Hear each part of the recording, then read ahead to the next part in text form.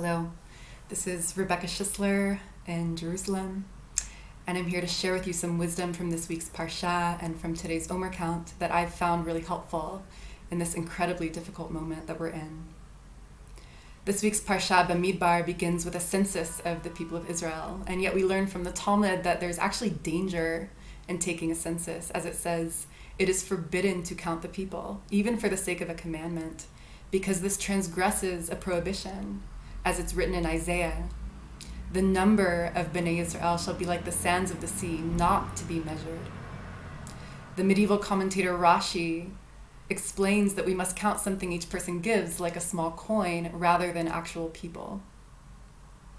In the Torah, a women's commentary, Rachel Stock-Spilker suggests that this reflects the danger of trivializing a person's essence. Although numbers of people are useful and important in certain ways, the value of a person's soul cannot be quantified.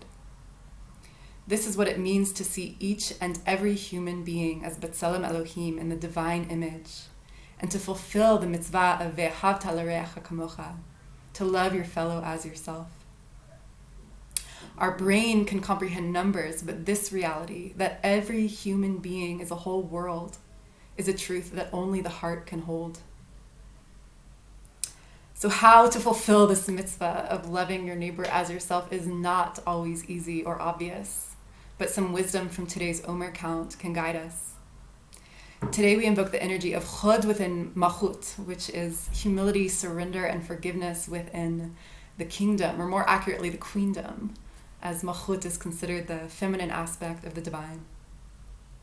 And our Musar tradition teaches that anava, humility, is the proper and natural response to Yirat Hashem, which is that total awe, which can include fear, that we experience when we encounter the immensity of divine reality, the full spectrum of the human experience, the rawness of truth.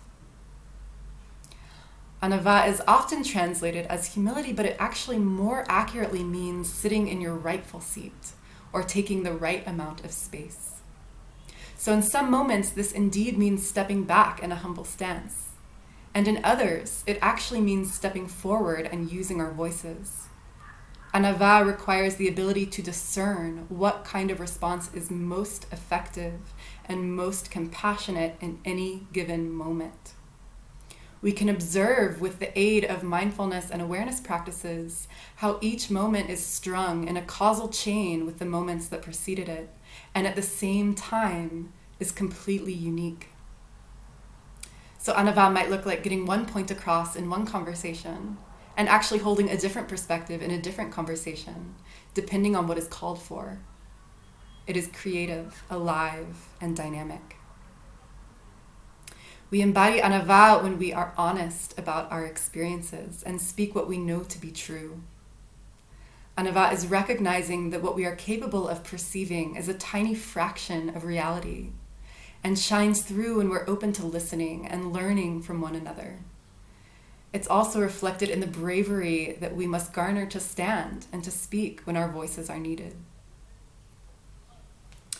In this time of so much heaviness and heartbreak, may we be blessed with this quality of anava, to discern when and how we must stand up for what is right and true in compassionate and integrous ways, so that we may take upon ourselves the mitzvah of Ve'ahavta l'reacha kamocha, to love our neighbor as ourselves, that we may see this holy land and see our world as the Malchut, the majestic reality that Bezrat Hashem, with the help of God, it is destined to become.